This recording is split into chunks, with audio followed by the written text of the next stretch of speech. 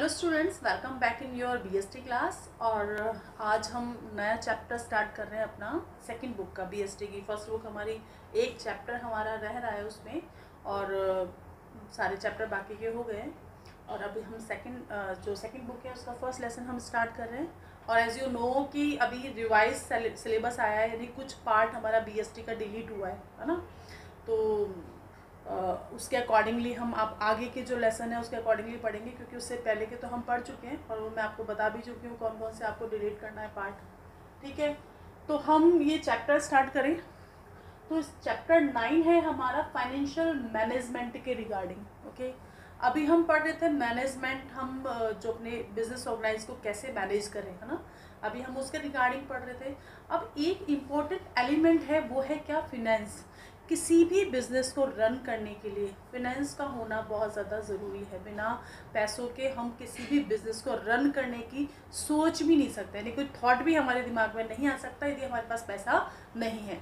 यानी कि this is the essential part of any business. किसी भी बिजनेस का ये एसेंशियल पार्ट है, राइट। या यूँ समझो कि जैसे हमारी बॉडी में एक हमारा बैकबोन है जिसका बहुत बड़ा रोल है हमारी बॉडी में।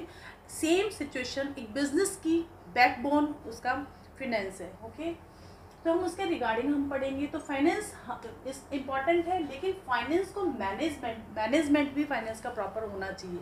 लाइक आपके पास जो पैसा है आप उसका किस तरह से प्रॉपरली यूज़ कर रहे हैं, this is very important, right. तो अभी इस चैप्टर में हमको वही पढ़ेंगे हम। तो कॉन्सेप्ट क्या है बेसिकली?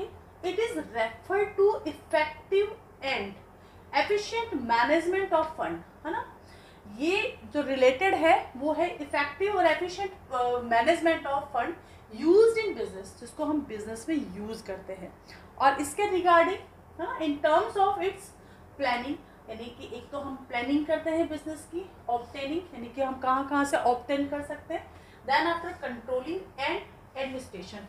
ठीक है, तो हम ये जो 3-4 पार्ट है वो हम इस टॉपिक के अंदर हम उसको हम एनालाइज करेंगे, उस चीज़ को हम पढ़ेंगे।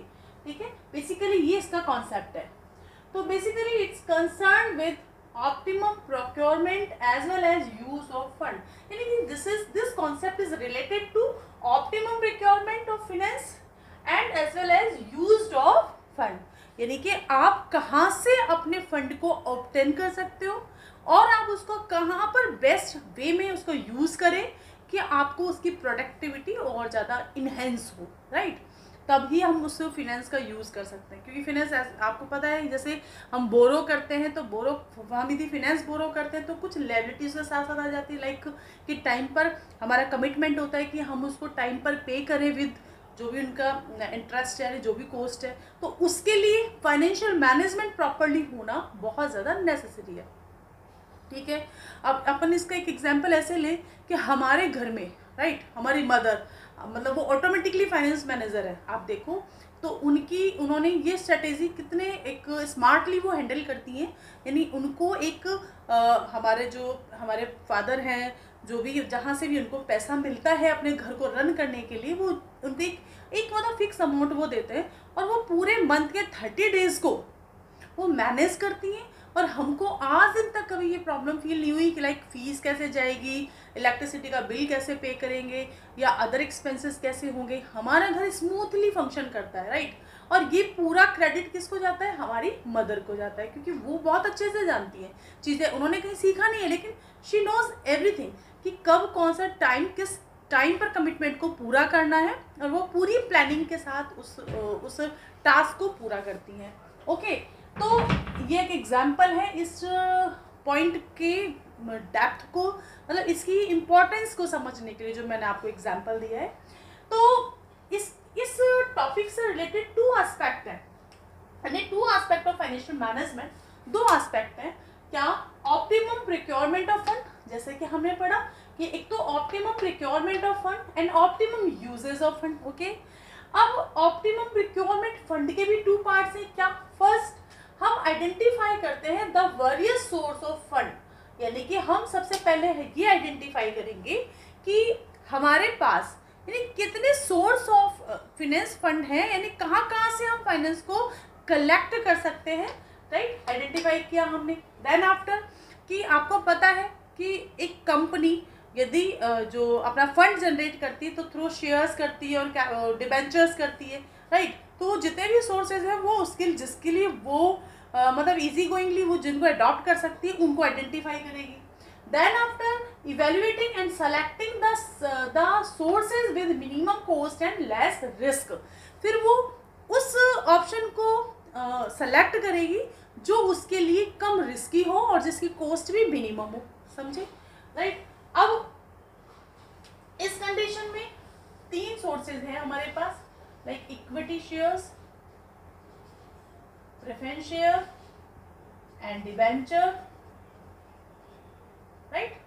तो कंपनी इन तीनों जो तीनों सोर्स है इनको इवेल्युएट करती है ना, इनको हम एक साथ कैटेगराइज करेंगे और इसको हम ये क्योंकि ओनर फंड है, दिस इज बोरोड फंड, तो वो इनको इवेल्युएट करती है, देन आफ्टर सेलेक्ट करती है और ये देखती है कि उसके लिए वो कॉस्ट कैसे पड़े, मिनिमम पड़े विद मिनिमम रिस्क, यानी लेस रिस्क के साथ उसको वो सेलेक्ट करते हैं, राइट। अब यहाँ पर आइडेंटिफाई कर लिया कि कौन कौन से सोर्स ऑफ फंड है, देन आफ्टर इवेल्युएट कर लिया एंड सेलेक्ट कर लिया।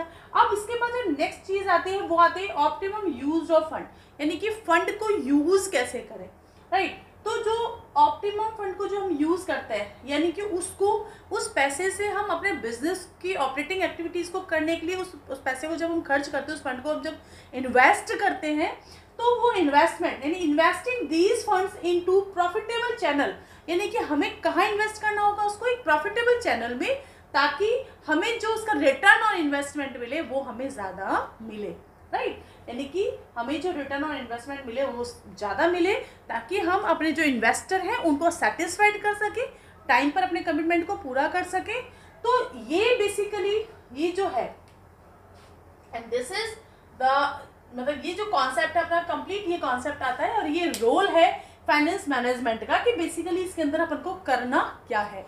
तो ये जो हमने टॉपिक लिखे हैं इसी टॉपिक के बारे में डिटेल पूरा लेसन है, इसके बारे में हम पढ़ेंगे, लाइक कौन कौन से सोर्सेज हैं, कैसे उनको इवेल्युएट करते हैं हम, यानी कौन कौन से ऐसे फैक्टर हैं जिनके बेस पर हम एनालाइज करेंगे, इवैल्यूएशन करेंगे, है ना, कि कौन से हम सोर्स ऑफ फाइनेंस को हम अडॉप्ट करें, देन आफ्टर हम उसको कहाँ इन्वेस्टमेंट कर सकते हैं कि हमें प्रॉफिटेबल, हमें हमारा जो रिटर्न ऑन इन्वेस्टमेंट है वो प्रॉफिटेबल हो, राइट। तो ये आप इस पूरे जो मतलब पैराग्राफ को यदि क्वेश्चन में डेफिनेशन आता है या explain the concept, then you have to explain with this definition और दिस डायग्राम, है ना।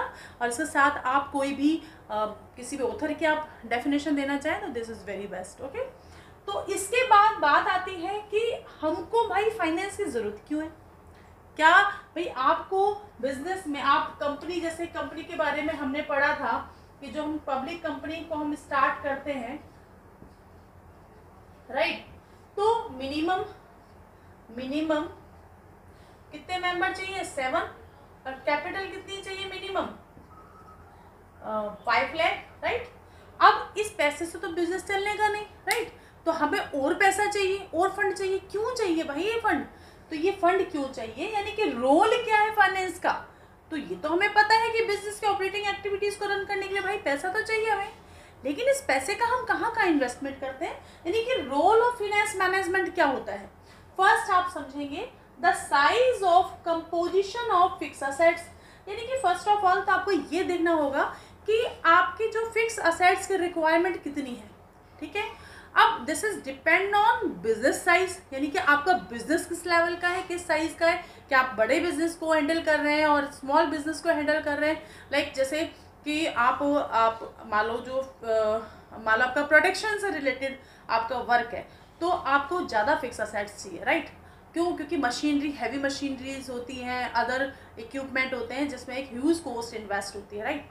तो फर्स्ट ऑफ ऑल तो depend on size of business हम ये डिसाइड करेंगे कि उसमें इन्वेस्ट होने वाली जो फिक्स असेट्स है, यानी कि जो फिक्स असेट्स यानी टोटल लैंड एंड बिल्डिंग, आपका फर्नीचर है, आपका प्लांट एंड मशीनरी है, इसमें टोटल कितना इन्वेस्टमेंट होगा, यानी कि जो composition of fix assets total, right, वो हम फाइंड आउट करेंगे। देन आफ्टर हम ये देखेंगे कि ईच यूनिट में कितना इन्वेस्टमेंट होगा। समझो आप, इसका मतलब क्या है,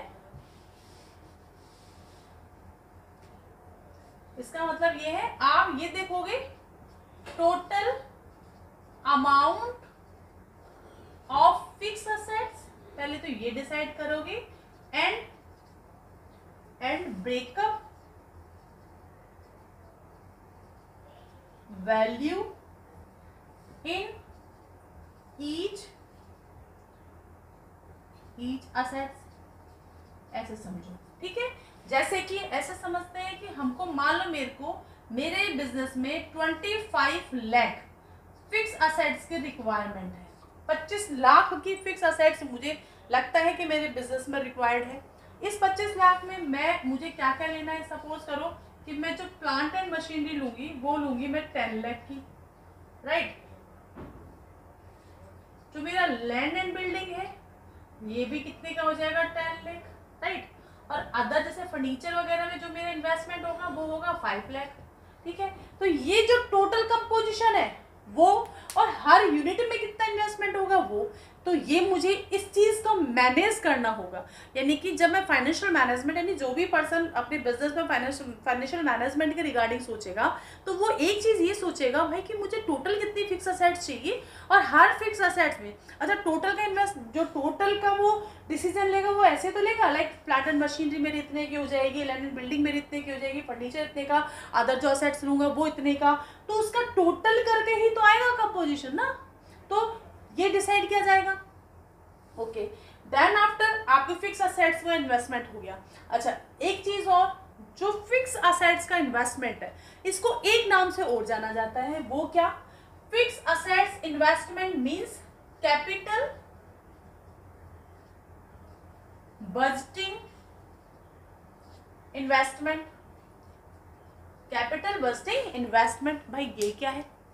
आपको मालूम है कि कैपिटल एक्सपेंडिचर के रिगार्डिंग हम 11th में पढ़ चुके हैं। कैपिटल एक्सपेंडिचर यानी कि जब असेट्स में एक ह्यूज अमाउंट एक लॉन्ग टाइम के लिए इन्वेस्ट हो जाता है, यानी कि ऐसा एक्सपेंडिचर जो लॉन्ग टाइम के लिए कहीं ना कहीं स्टक हो जाता है, और वो इस पर्पज से ताकि हम अपने बिजनेस को स्मूथली रन करें, this is called capital expenditure, like fix assets में जो इन्वेस्टमेंट होता है वो, ठीक है।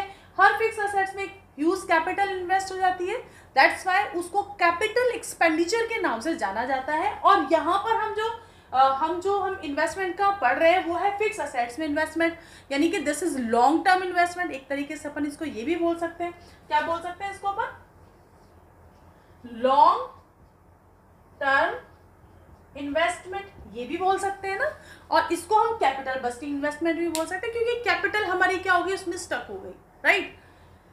तो फर्स्ट ये हो गया। सेकंड है the quantum of current assets with breakup value. अब जैसे हमने फिक्स असेट्स का डिसीजन लिया वैसे ही हमें डिसीजन लेना होगा क्या, total amount invest in current assets, right, and with breakup value, ठीक है।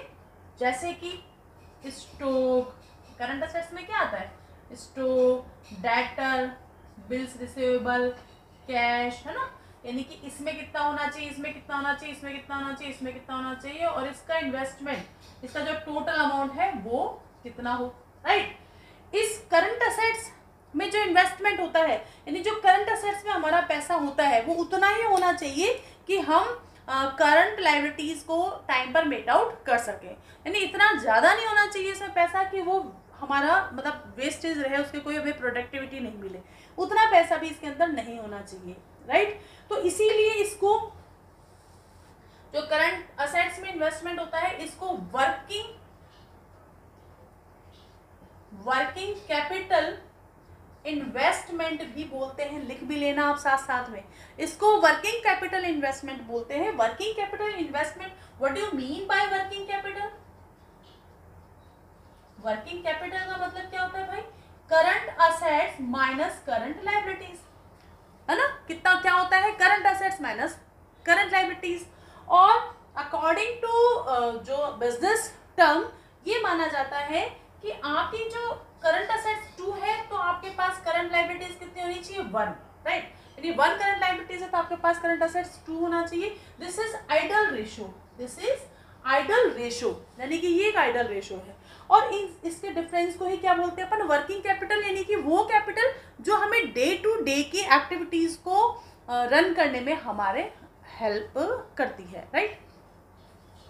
तो ये समझ गए मेरी बात को कि current assets, total current assets में कितना पैसा हो, राइट। अब जैसे मान लो स्टॉक में बहुत ज़्यादा गुड्स पड़ा हुआ है ना। अब स्टॉक में यदि गुड्स बहुत ज़्यादा पड़ा है तो स्टॉक में जो है वो हमें कॉस्ट भी हमको मिल जाएगी। We are not sure about this, है ना, क्योंकि मार्केट तो बहुत जल्दी चेंज होता है, कस्टमर की डिमांड बहुत जल्दी चेंज होता है, कंपटीशन इतना ज़्यादा है कि आप स्टॉक में बहुत ज़्यादा गुड्स को आप मान लो रखोगे तो वो एक लॉस का सिंबल माना जाएगा।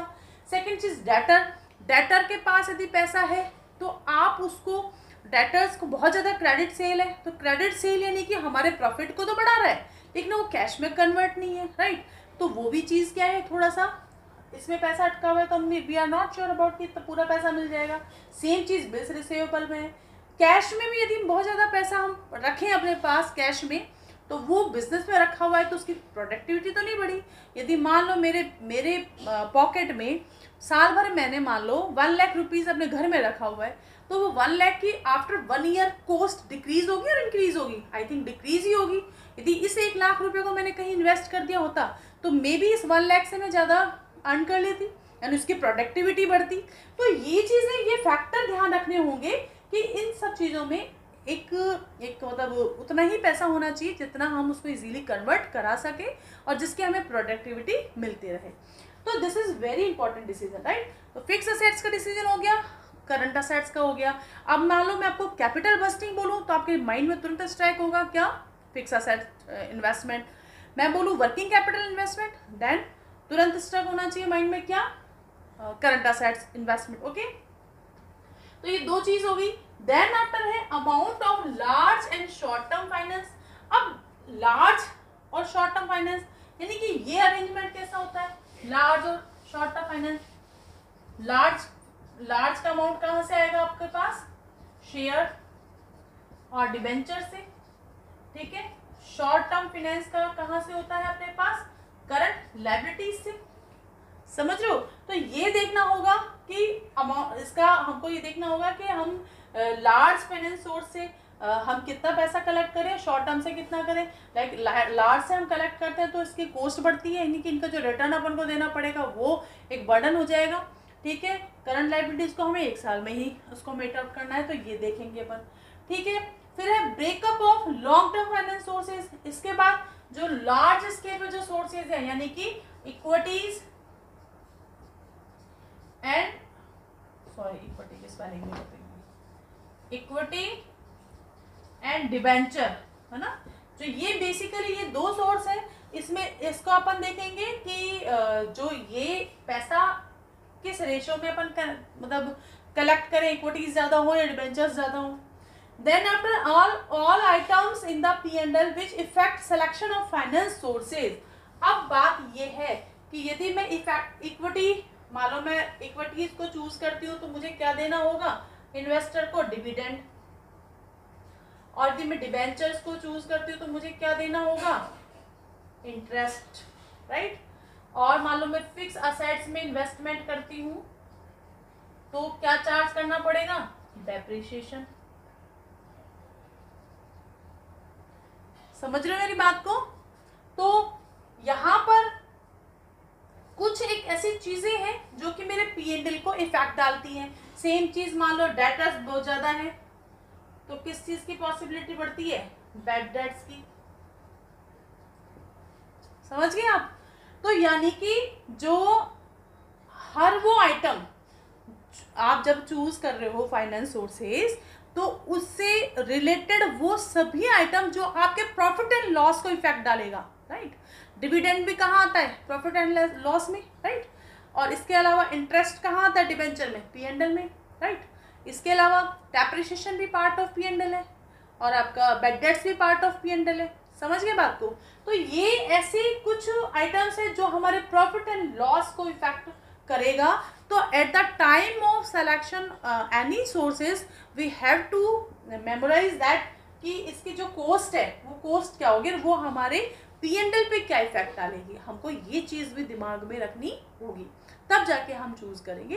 तो ये आपने फैक्टर देखे, फैक्टर है, ये क्या इंपॉर्टेंट है या नहीं है, यानी इन फैक्टर को देखकर ही तो हम डिसीजन लेंगे, इनको हम इग्नोर नहीं कर सकते। यही तो है वो जिसके लिए हमें फाइनेंस चाहिए। विदाउट, यानी कि ये जो हम पढ़ रहे हैं, ये रोल पढ़ रहे हैं, यानी कि रोल यही तो है फाइनेंस मैनेजमेंट का, कि कैसे आप अपनी फिक्स असेट्स को को आप मैनेज करोगे, कैसे आप करंट असेट्स को मैनेज करोगे, राइट। फिक्स असेट्स से जो इन्वेस्टमेंट होता है वो लॉन्ग टर्म इन्वेस्टमेंट होता है। लॉन्ग टर्म के इन्वेस्टमेंट के लिए आपको कैसा चाहिए, लॉन्ग टर्म फाइनेंस चाहिए। शॉर्ट टर्म की इन्वेस्टमेंट के लिए आपको कैसा फाइनेंस चाहिए, शॉर्ट टर्म फाइनेंस चाहिए। समझ गए। लॉन्ग टर्म का फाइनेंस आपको चाहिए तो वो किस किस सोर्सेस से मिलेगा, और उसको हम जब इवेल्युएट और सेलेक्ट करेंगे on the basis of cost and risk, तो हम किस चीज को ज्यादा प्रेफर करें, इक्विटीज को करें और डिबेंचर्स को करें। अंडरस्टैंड। तो ये सर्टेन टॉपिक्स हैं जिनके बारे में मैनेज करके फाइनेंस का डिसीजन लिया जाता है।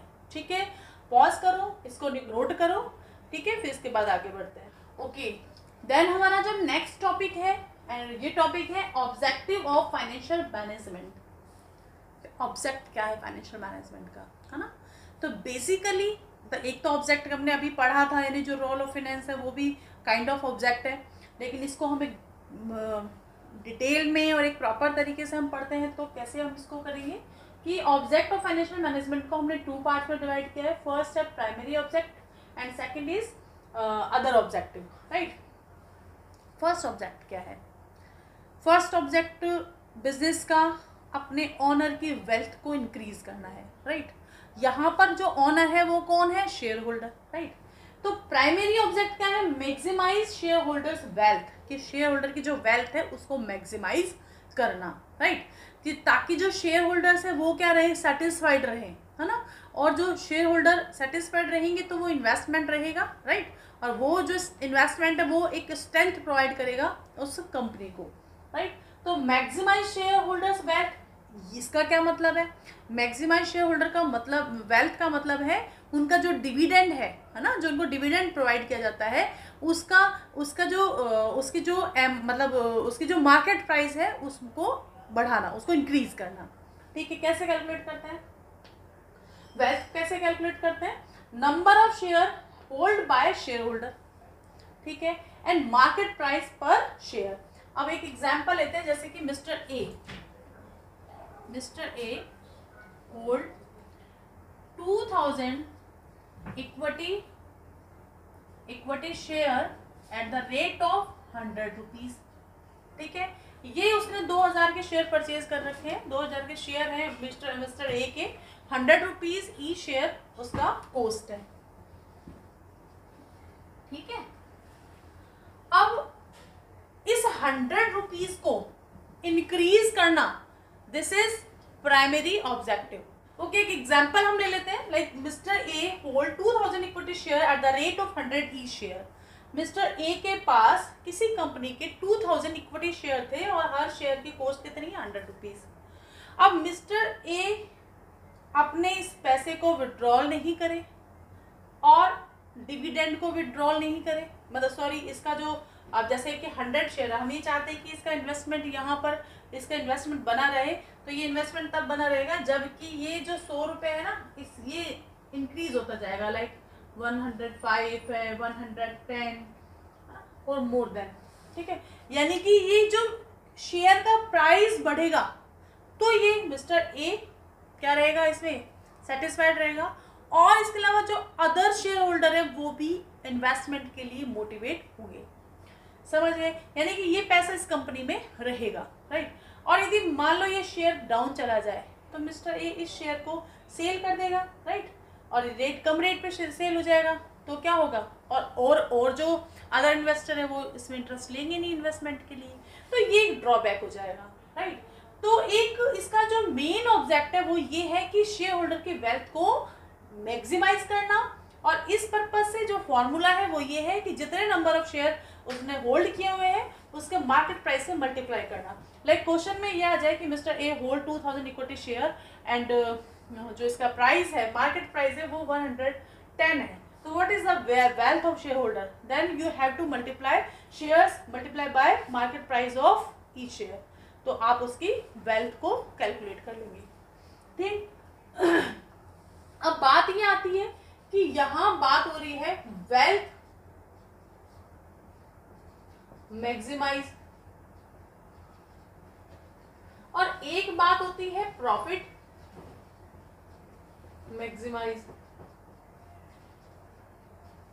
What is the different between both of them? Then wealth maximise, ये जो कंसर्न है this is related to share holder and this is related to company, right. इसका मतलब है मार्केट प्राइस ऑफ डिविडेंड, इसको इनहेंस करना, मतलब इसको इंक्रीज करना, और इसका मतलब ये है टोटल प्रॉफिट को इंक्रीज करना. ठीक है. कुछ कंपनीज अपने प्रॉफिट को बढ़ाने के लिए कुछ अनफेयर प्रैक्टिस भी कर देती है, राइट. यानी कि जैसे कोस्ट को मतलब हाई रेंज पे शो करना, अपने शेयर्स के रेट को ज़्यादा बढ़ाना, राइट. इस तरह की भी एक्टिविटीज़ में इन्वॉल्व हो जाती है. तो ये चीज़, ये क्या है, शॉर्ट प्रोस्पेक्टिव है. Short prospective in the sense कि अभी के लिए प्रॉफिट को हमने बढ़ा दिया ताकि एक हमारा जो बैलेंस शीट में हमारे जो प्रॉफिट है वो क्या दिखे, ज़्यादा बढ़ा हुआ दिखे. लेकिन ये क्या है, थोड़ा सा वास्ट प्रोस्पेक्टिव है, और ये एक लॉन्ग टर्म के लिए अडॉप्ट किया जाता है. Long term in the sense कि हमारा जो मोटिव है हमारे प्रेजेंट शेयर होल्डर को सेटिस्फाइड करना, और इसके अलावा ज़्यादा से ज़्यादा शेयर होल्डर को अट्रैक्ट करना कि वो हमारी कंपनी में इन्वेस्टमेंट करे. तो ये एक लॉन्ग प्रोस्पेक्टिव है, समझ गए. तो और इसके अलावा इसके अंदर अनफेयर ट्रेड प्रैक्टिस भी कई बार अडॉप्ट कर लेते हैं, लेकिन इसके अंदर ऐसा नहीं है. ये ट्रुथ वैल्यू पर ही शो होगा. समझ में आई बात. तो ये कुछ एक इसके डिफरेंसेस हैं जो इनको अलग अलग करते हैं एक दूसरे से. इसके बाद हम बात करते हैं अदर ऑब्जेक्टिव की. अब कुछ और भी ऑब्जेक्ट हैं फाइनेंस मैनेजमेंट के. क्या? सबसे पहला प्रॉफिट मैक्सिमाइजेशन, यानी प्रॉफिट को बढ़ाना लेकिन विद फेयर प्रैक्टिस. ओके. तो प्रॉफिट को बढ़ाना, प्रॉफिट बढ़ेगा तो डिविडेंड बढ़ेगा, ऑब्वियस सी बात है. नेक्स्ट है meeting financial commitment. What do you mean by meeting financial commitment? यानी कि हम जो भी हमारे इन्वेस्टर हैं, यानी कि जो हमारे इन्वेस्टर हैं, चाहे वो कौन हो, चाहे वो शेयर होल्डर हो,